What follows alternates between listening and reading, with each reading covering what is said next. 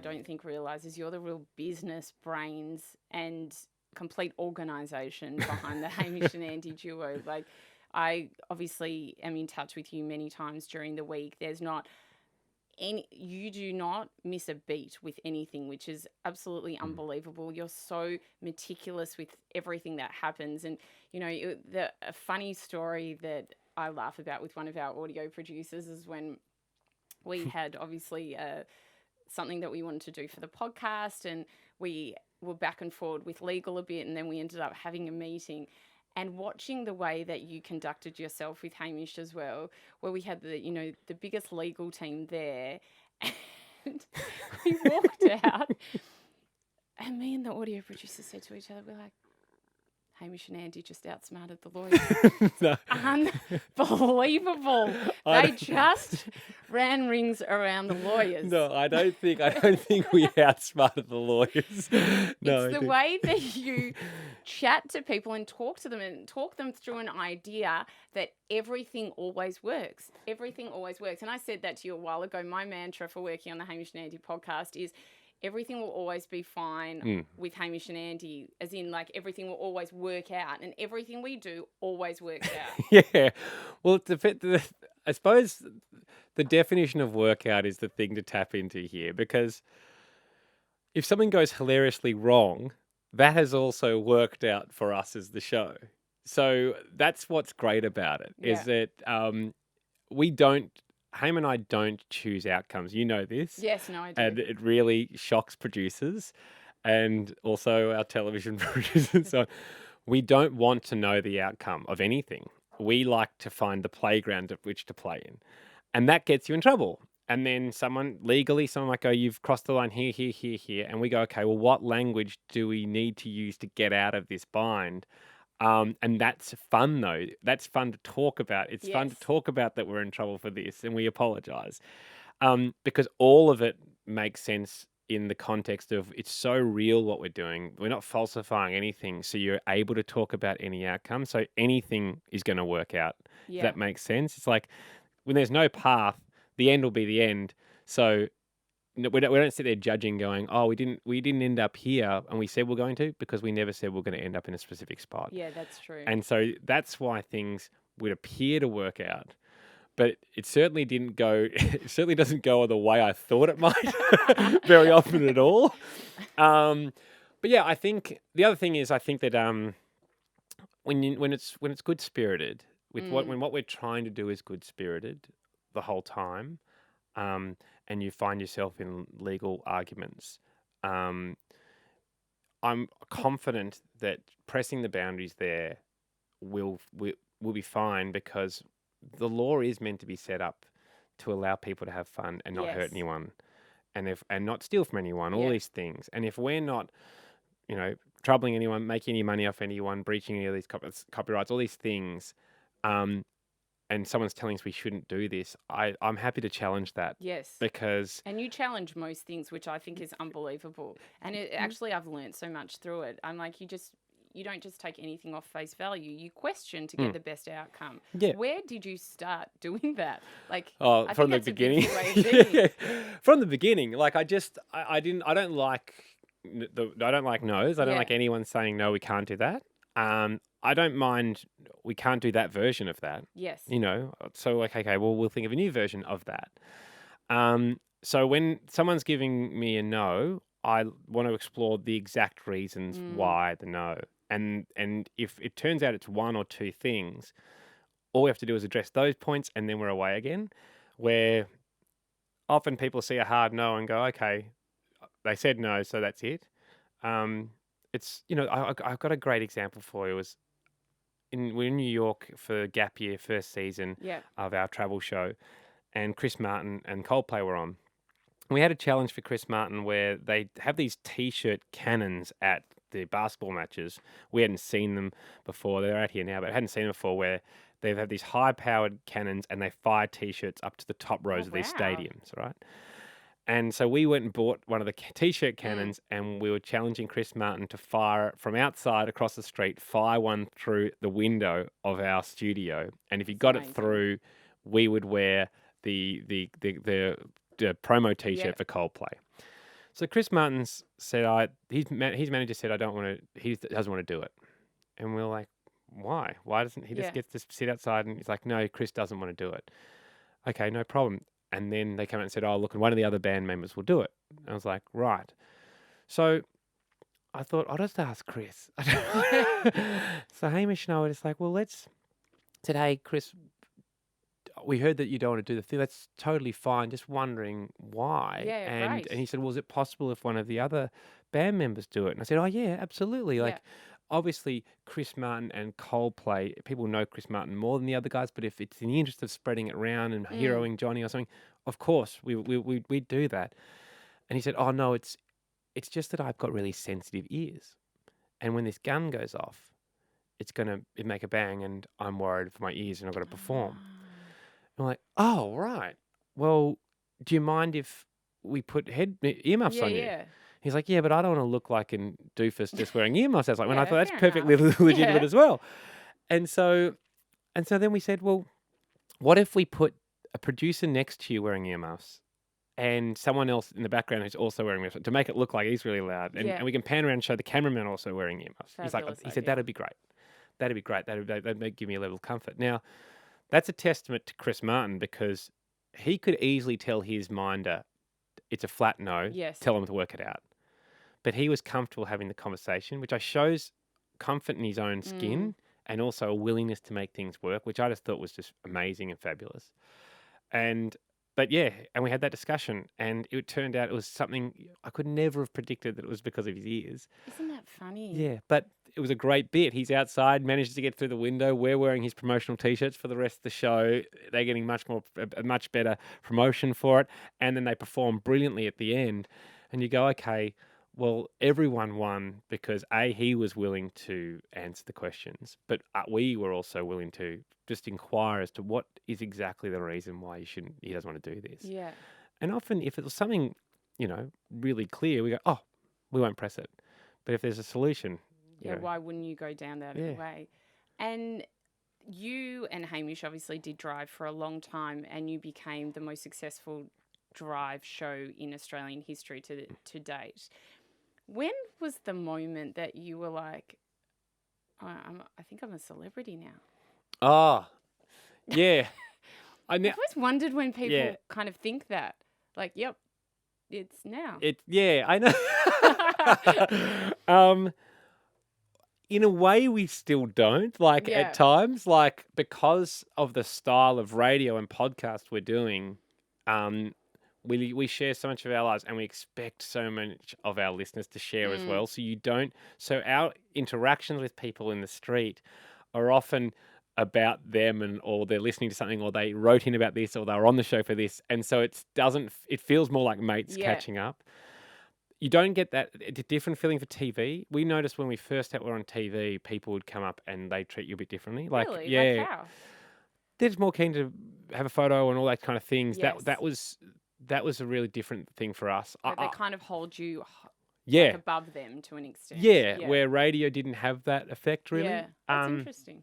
We really felt it when we got back from the US after doing the first season of Gap Year. We'd had other shows that were one-offs, but to do our first full season of TV, to live overseas and have not really anyone coming up to you, and then come back and we're like, oh wow, people watch this, and that was probably the first time that I felt, oh wow, this feels different. Yeah. And Haim and I kind of had a chat about it because I'm feeling the same. So we had that control where we were as far as the scientific control, we're over in the US and no one was coming up to us, and then come back here and it felt really different at the time. And so how did you kind of cope with that, or did you do anything differently? Nah. Like, do you walk down the street always wearing sunglasses? Nah. Like, because I know a lot of people who are in the public light do stuff like that. I know. I just think that's, some people don't like being bothered. Yeah. I don't mind it at all when someone comes up. So that's the difference. Yes. I don't think there is, personally, I don't think there's a person in Australian television radio, unless you're a Hollywood star, that needs to go and do that at all. Like, now, other people might challenge that, Yeah. but I just don't think it's the Yes, case. I Like, tend I to just don't agree. think that we're in awe of any of our Australian Yeah. television stars, radio stars. We know what they are. We like them, but we're not awestruck by them. The same way as you get awestruck by someone on the big screen. Mm. Um, so that I reckon that becomes a choice for people. They choose to hide away, and that's fine. Um, Often, I think when you choose to hide away, you get more people. You develop more people's interest in you and trying to snap you, etc. Yes. Paparazzi wise, but um, yeah, no, we just chat to everyone as if they're listeners or friends or whatever it is. And obviously, being in the public eye and the spotlight, that means that, the relationships that you have are going to be in the spotlight as Mm. well. How have you, you're a pretty down to earth person. How have you dealt with that? And especially having breakups in the public Yeah. arena. Yeah, I mean, breakups are really terrible for anyone. So I don't think it's Exactly. I don't think it's necessarily more hard for me because they're writing about it. I mean, people have Facebook and they have to say not in a relationship, and that alerts all Yeah. your people you probably care about their opinion. Yeah. So um, I think it puts pressure on new relationships. In the past, I've tried to keep my new relationships secret for as long as possible, and there's a point where it gets out. You never want that pressure in the very beginning of any relationship. The same way as people kind of court for a while before they update their statuses. Yeah. If that's probably the different pressure is if you're you're kind of just sorting out whether you like each other or not, and then it's in Women's Day. Yeah. That can be feel a bit more pressure on the situation. But How do you deal with when they do write things that are completely not true? uh, it's fine for me.